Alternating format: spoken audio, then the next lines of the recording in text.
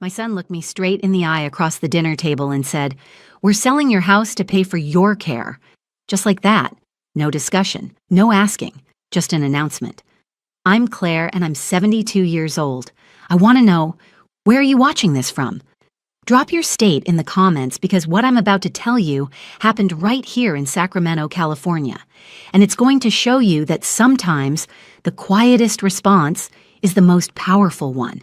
That night, Derek, that's my son, had brought his wife Jennifer over for what I thought was just a regular Sunday dinner. I'd made pot roast, his favorite since he was 8 years old. I'd set the table with my good china, the set my late husband Tom had given me for our 25th anniversary. We were halfway through the meal when Derek cleared his throat in that way he does when he's about to say something he thinks is important. Jennifer put down her fork and folded her hands, and I knew something was coming. "Mom," Derek started, "Jennifer and I have been talking. You're getting older, and this house is too much for you." I took a sip of water, waited. "We think it's time to consider assisted living," Jennifer added, her voice dripping with false concern. "Somewhere you'd be safe, taken care of." I'd been a nurse for 43 years. I knew exactly what assisted living meant, and I knew what it cost. I also knew that my house, the one Tom and I had bought in 1978, was now worth $1.2 million. I'm not stupid. "We've already looked at a few places," Derek continued. "There's a nice facility about 30 minutes from us. It's only $6,000 a month." Only $6,000 a month. "And how exactly do you propose I pay for this?" I asked quietly. That's when he said it. That's when my own son, the boy I'd raised, the man I'd put through college, looked at me and said, "We're selling your house to pay for your care." Not, "We'd like to discuss options." Not, "What do you think about?" He said, "We're selling. Past decision. Done deal." And he emphasized your care, like I was some burden he was nobly shouldering. Jennifer nodded along, like this was perfectly reasonable. I looked at both of them. Really looked at them. Derek in his expensive suit, the one I'd helped him buy for his first real job interview 15 years ago. Jennifer with her designer handbag sitting on my floor, probably worth more than my monthly grocery budget. I set down my napkin, folded it carefully. "I see," I said. "We can list it next week," Derek pressed on. "The market's hot right now. We could probably get you moved within a month." "We." He kept saying "we" like he owned my house, like he owned my life. "And where exactly would I go while the house is being sold?" I asked. "You could stay with us temporarily," Jennifer offered, though her tone suggested she hoped I wouldn't. I nodded slowly. "Let me think about it." Derek smiled, clearly thinking. He'd won. "Great. We'll bring the realtor by on Wednesday." They left 20 minutes later. I watched Derek's BMW pull out of my driveway, and then I sat in my living room in the dark for exactly 10 minutes. Not crying, not panicking, thinking. You see, I hadn't told Derek everything about my life. There were things he didn't know. Important things. The next morning, Monday, I called my attorney. His name is Robert Chen. We'd gone to high school together 1,000,000 years ago, and he'd handled Tom's estate when my husband passed. "Robert," I said when he answered, "I need to see you today. It's urgent." "Claire, everything okay?" "My son wants to sell my house out from under me and put me in a home." There was a pause. "I'll move some things around. Can you be here at 2?"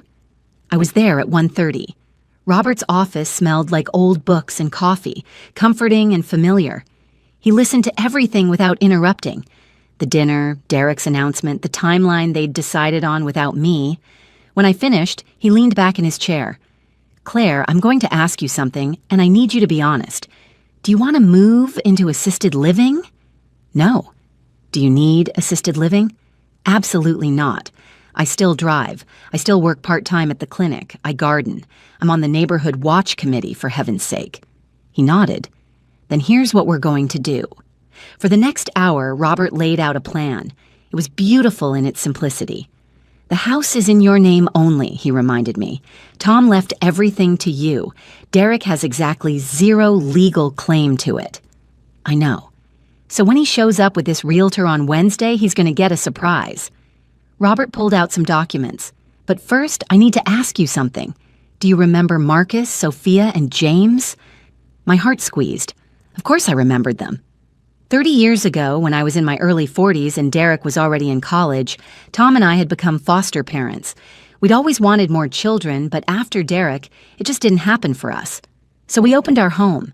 Marcus came to us at 14, angry at the world, failed by every adult who was supposed to protect him. Sophia arrived at 13, so quiet you'd forget she was in the room. James was 16, already aging out of the system, convinced nobody would ever want him. They lived with us for years. We helped them through high school, celebrated their graduations. Tom taught Marcus how to drive. I helped Sophia apply to colleges. James called me Mom first, and it made me cry for an hour. What about them? I asked Robert. They called me last week, he said. They'd been trying to reach you, but you changed your cell number after all those scam calls, remember? I had. 6 months ago, after getting my third call about my car's extended warranty. They're in town, Robert continued. And Claire, they want to see you. They have something to discuss. What kind of something? Robert smiled. The kind that's going to make Wednesday very interesting. That evening, I sat in Robert's conference room waiting. My hands were shaking slightly, not from fear, but from anticipation. I hadn't seen my foster kids in almost 5 years, not since James's wedding in Boston. The door opened, and there they were. Marcus walked in first, and I had to remind myself he was 44 now, not that angry 14-year-old who'd shown up at my door with a garbage bag of clothes and eyes that trusted no one. He wore a tailored suit and had gray threading through his temples. "Claire," he said, and his voice cracked, just like it used to when he was trying not to cry. Sophia came next, elegant in a way that made my breath catch. She'd been so small, so scared. Now she commanded the room. James brought up the rear, and he was grinning that same mischievous grin I remembered, though now it was framed by laugh lines and confidence. They didn't ask permission. They just hugged me, all 3 of them. And for a moment, I was back in my kitchen 30 years ago, making breakfast for 4, feeling like my heart might burst from fullness. Sit, Robert said gently. We have a lot to discuss. When we settled, Marcus spoke first. Claire, Robert told us what Derek's trying to do. It's nothing I can't handle, I started, but Sophia cut me off. No, she said firmly. You don't handle this alone. You never let us face things alone. James leaned forward. Do you remember what you told me the night I graduated high school? I was terrified about going to community college, about making it on my own. I did remember. I'd found him on the back porch, crying silent tears. I told you that family isn't about who shares your blood. It's about who shows up. Exactly, James said. So we're showing up. Marcus opened a folder. Claire, I need to tell you what we've been doing for the past 20 years. You know I went into tech after college. I nodded. He'd started as a programmer at some startup. That startup was acquired by Google in 2008, he continued. My stock options were significant. I took that money and started my own company. We developed cybersecurity software for healthcare systems. I stared at him. I sold that company 3 years ago, Marcus said quietly, for $800 million. The room spun slightly. Sophia picked up the thread. You helped me get into Berkeley, remember? Paid for my application fees when I couldn't afford them. I studied architecture. Started small, designing community centers. Last year, my firm was hired to design the new terminal at San Francisco International Airport. And I, James said, took that cooking class you made me take because you said I needed to eat better than ramen. Turns out I was good at it. Really good. I now own 16 restaurants across the East Coast. I couldn't speak. We've all been successful, Marcus said, because you gave us a foundation. You gave us love when we had nothing. And now, Sophia added, we're going to give you something back. Marcus slid a document across the table. This is a deed to a property in Granite Bay about 20 minutes from here. 6,000 square feet on 2 acres. Guest house, pool, the works. I don't understand, I whispered. We bought it together, James explained. The 3 of us. We were going to surprise you next month for your birthday, but when Robert told us what Derek was planning, he shook his head. The timeline moved up. We want you to live there, Sophia said. Rent-free forever. There's a fully furnished guest suite that's yours. Or you can take the master. We don't care. But you're family, Claire, real family. My throat tightened. I can't possibly... You can, Marcus interrupted gently. And you will. Because here's what's going to happen on Wednesday. Derek is going to show up at your house with his realtor, but he's not going to find you there. Robert pulled out more documents. These are moving company contracts. They're coming tomorrow morning, Tuesday. Everything you want to keep, furniture, photos, personal items. They're packing it up and moving it to Granite Bay. But my house, your house, Robert said, is yours to do with as you please. We could sell it and the money would be yours. Or, he paused, we have another option. Sophia leaned in. There's a nonprofit I work with. They provide transitional housing for women leaving domestic violence situations. They're desperately looking for properties they can convert into safe houses. You could donate it, Marcus added. Take the tax deduction, which would be substantial, and your house, the one where you gave us safety, would keep giving safety to others who need it. The poetry of it struck me. My home, continuing to be a home. Tom would have loved that, I said, my voice thick with emotion. We know, James said softly. Robert slid a pen across the table. So here's what I need from you, Claire. Tomorrow, sign these documents. Let us move you. Let us take care of you the way you took care of us. I looked at these three people, my kids, because that's what they were, and I thought about Derek, my biological son who saw me as an asset to be liquidated, and these three who saw me as the mother who'd saved them. What about Derek? I asked. When he shows up on Wednesday. Let him, Marcus said, and there was steel in his voice I'd never heard before. Let him show up. Let him walk in with his realtor and his plans. We'll be there too. All of us, Sophia confirmed. With our attorney, James added, gesturing to Robert. It's all perfectly legal, Robert assured me. You're moving of your own free will to your family's home. Derek can't stop you. He can't claim anything. And when he realizes what he's lost, not the house, but you, maybe he'll learn something. I picked up the pen. Where do I sign? Marcus smiled, and it reminded me of the first time I'd seen him smile, really smile, about 6 months into living with us. Tuesday morning came with the kind of golden California sunshine that makes everything feel possible. The moving truck arrived at 8 a.m. sharp, and with it came Marcus, Sophia, and James. I'd spent the previous night going through my house, deciding what mattered. The photo albums, definitely. Tom's watch collection. My grandmother's quilt. The ridiculous ceramic frog Derek had made me in 3rd grade. Yes, even that, because I'm still his mother, even if he'd forgotten I was a person. This one? Sophia asked, pointing to Tom's reading chair. Yes, he spent 20 years in that chair reading mysteries. She labeled it carefully, tenderly. Like it mattered. We worked through the morning, and they told me their stories. Real stories, the kind you share over moving boxes and coffee. Marcus told me about his daughter. I had a granddaughter I'd never met, a 7-year-old named Claire who apparently asked about me constantly. I've been afraid, he admitted. Afraid you'd think I abandoned you when I got successful. Afraid you'd think I forgot. Never, I said firmly. Sophia showed me pictures of her wedding. She'd gotten married 2 years ago to another architect, a woman named Rachel. I wanted to invite you, but I lost track of you after you changed numbers, and I was worried. I don't know, that you wouldn't approve. I took her hands. Sophia, honey, I just want you happy. She cried then, and so did I. James, it turned out, had named his flagship restaurant Claire's Table. It's fine dining, he explained, but the whole concept is that everyone should feel welcome. Like sitting at your dinner table where it didn't matter if you were foster, biological, rich, or poor. You belonged. When did you open it? I asked. 8 years ago. You came to the opening, remember? I did. I remembered being so proud, so overwhelmed. I just hadn't known it was named for me. The sign had been in elegant script. I thought it said something else.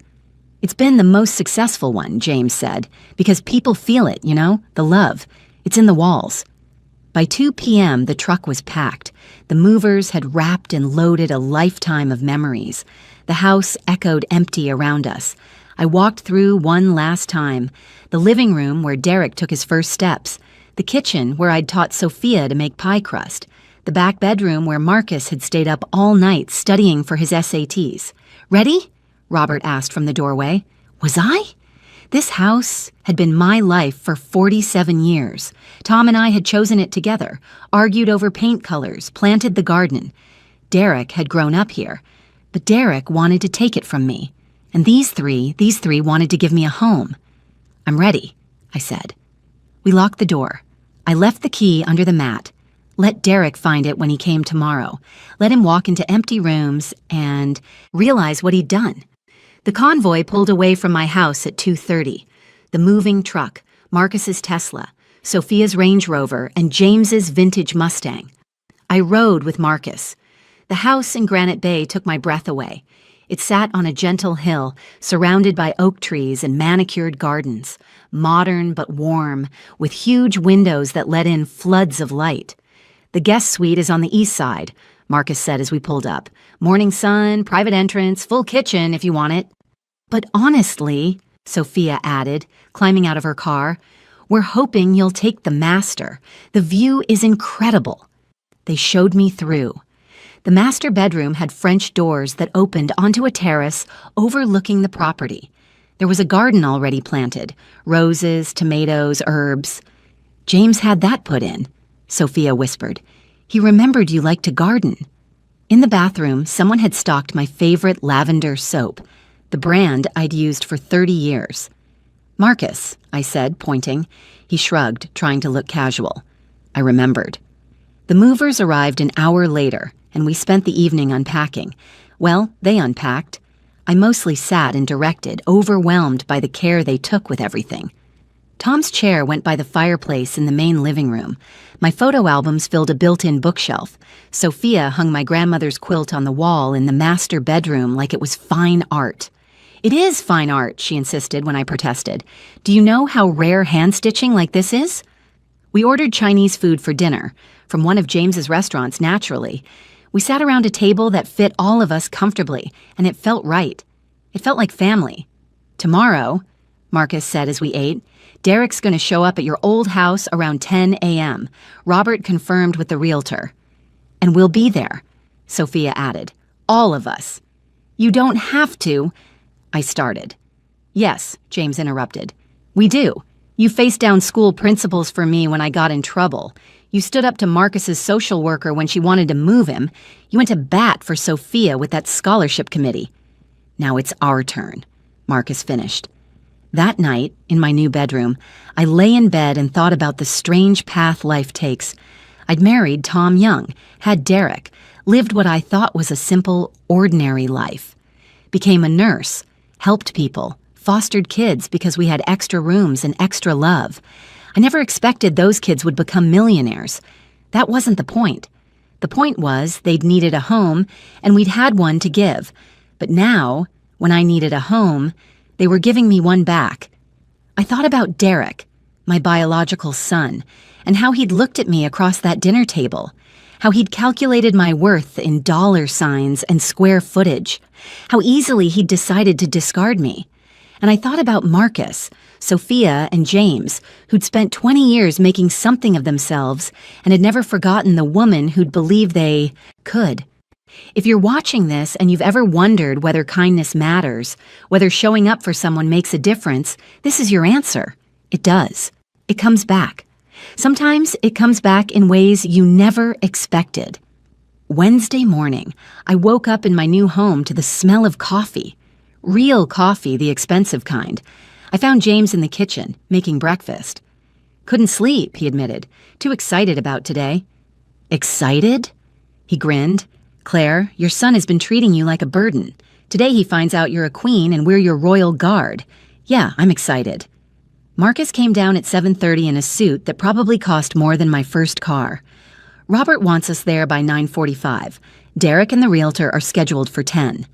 Sophia appeared in full power mode, tailored dress, heels that could be weapons, a leather portfolio under one arm.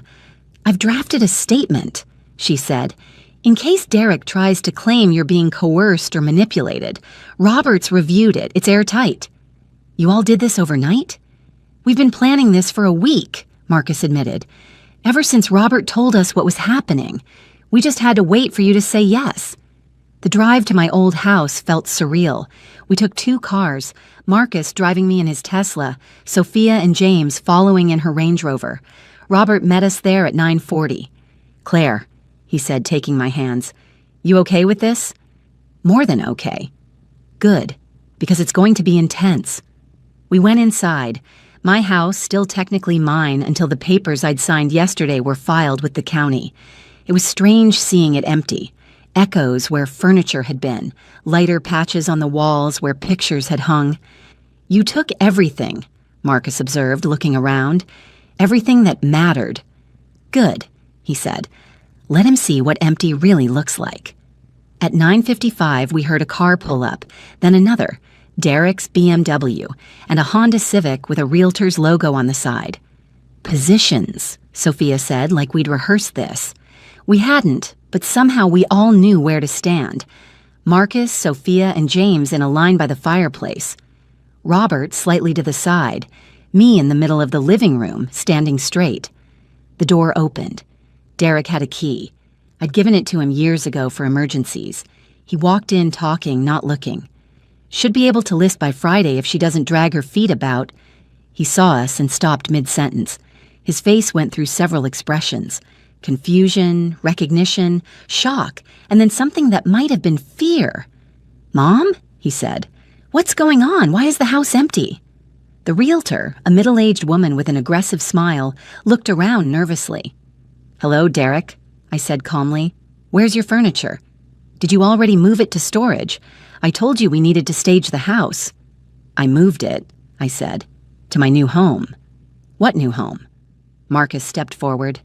"The one we provided for her." Derek looked at him, really looked at him for the first time, then at Sophia, then at James. "Who the hell are you people?" And that's when I felt it. That moment when everything shifts, when power changes hands. If you're watching this, hit that subscribe button right now, because what happens next is going to show you exactly what happens when people underestimate the power of real family. "Derek," I said quietly, "these are your brothers and your sister." His face went blank. "I don't have brothers or sisters." "You did," I said. "You just never bothered to get to know them." Marcus extended his hand. "Marcus Thompson, I lived with your family from 1994 to 1998. You were in college most of that time." Derek didn't take the hand. "The foster kids? You're the foster kids." "That's right," Sophia said coolly. "I'm Sophia Chen. I was here from 1995 to 2000. James Rodriguez," James added, "1993 to 1998. The realtor cleared her throat. "Mr. Holloway, I'm confused. I thought we were here to list your mother's property." "You are," Derek said, recovering slightly. "Mom, this is ridiculous. These people can't just—" "These people," Robert interrupted, "are Mrs. Holloway's family, and they've provided her with alternative accommodations. I'm Robert Chen, Mrs. Holloway's attorney." Derek's eyes narrowed. "Mom, what is this? Did they put you up to this? Are they trying to get your money?" I almost laughed. "Derek, they have more money than I could ever dream of. They don't need mine." "Much more," Marcus said, and there was an edge to it. "My net worth is roughly $850 million. Sophia's firm bills $40 million a year. James owns 16 restaurants and 3 food production companies." Derek's mouth opened, closed, opened again. "So when you thought you could sell our mother's house out from under her," Sophia continued, "to fund assisted living she doesn't need, you made a critical miscalculation. You assumed she was alone," James added. The realtor backed toward the door. "I think I should. This seems like a family matter." "Stay," Derek snapped at her. Then to me, "Mom, this house is worth over $1 million. You need that money for your care." "I don't need care," I said. "I need respect. I need a son who sees me as a person, not an asset." "I'm trying to help you." "No," Marcus said firmly. "You're trying to help yourself. Claire showed us the numbers. That assisted living facility you picked, $6,000 a month. Her house would fund it for maybe 15 years if you're lucky. But coincidentally, $6,000 a month is also right around your current mortgage payment on that new house you bought." Derek's face went red. How do you— Public records, Sophia said. I'm an architect. I know how to research property. So let me guess, James said, stepping forward. The plan was to sell Claire's house, use some of the money to park her somewhere cheap while telling yourself it was nice, and pocket the rest to pay off your debts. That's ridiculous. Is it? Robert pulled out a document. Because I have your credit report here, Derek.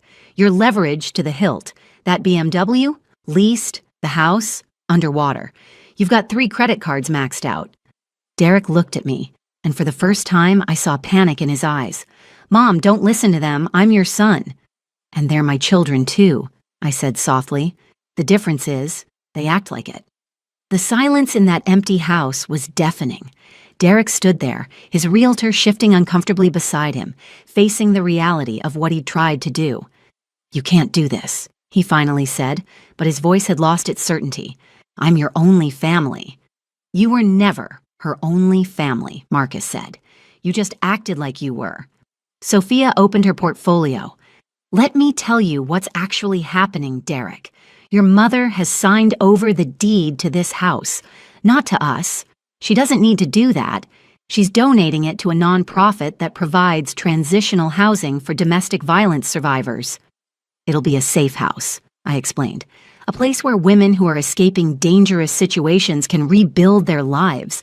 This home gave safety to Marcus, Sophia, and James. Now it'll keep giving safety.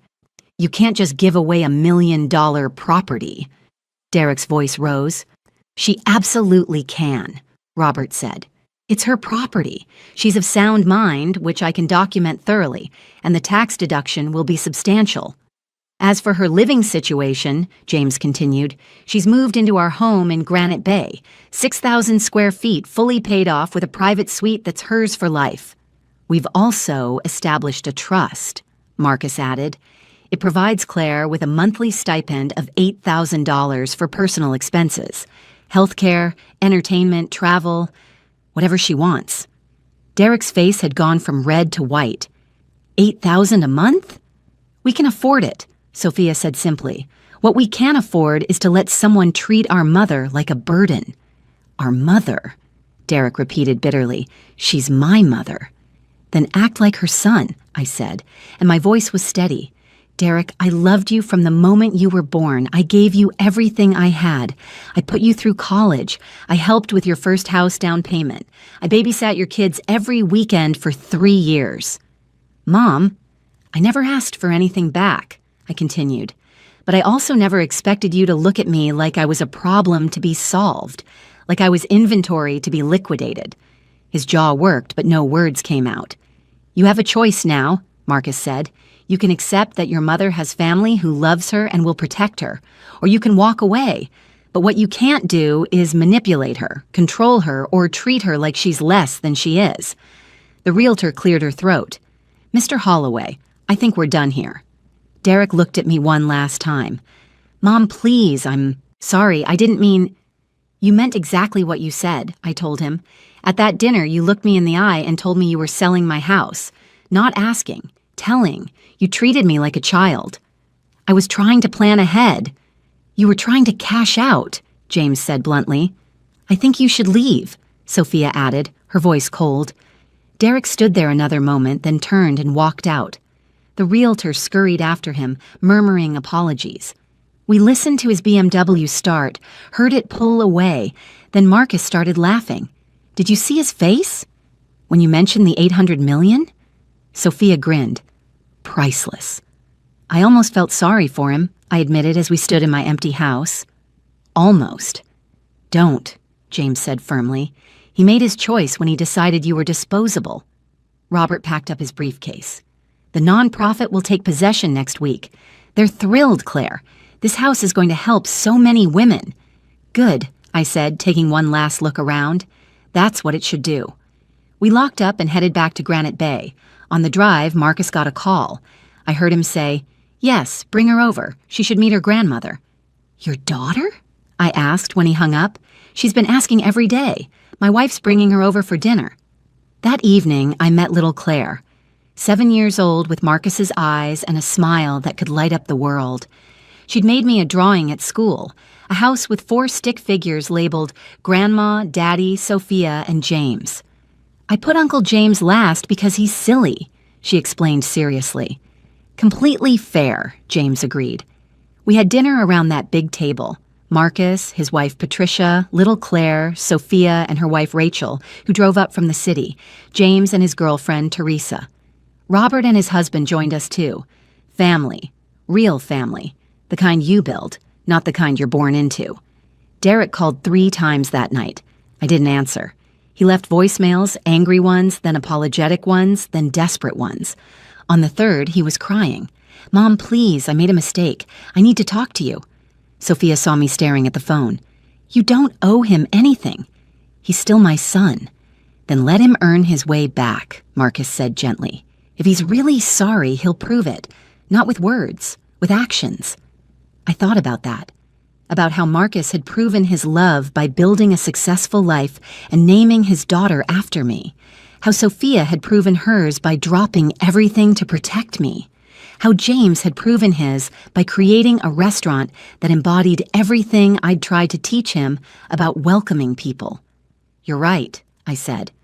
2 weeks later, the nonprofit took possession of my old house. They invited me to the ribbon-cutting ceremony. The first family moved in 3 days after that. A woman named Patricia with 2 kids, escaping a husband who'd put her in the hospital twice. I brought them groceries, helped them settle in, and I thought about how life has a way of coming full circle. Derek sent flowers on my birthday a month later. I sent a thank you note. Short, polite, distant. He had a long way to go. But me, I wake up every morning in a beautiful house, surrounded by people who chose to love me. I garden. I volunteer at the clinic. I watch little Claire every Tuesday while Marcus and Patricia have date night. I'm 72 years old, and I've learned that sometimes the family that finds you is stronger than the family you're born into. My son saw me as a burden, but my real children, they saw me as a blessing, and that's made all the difference.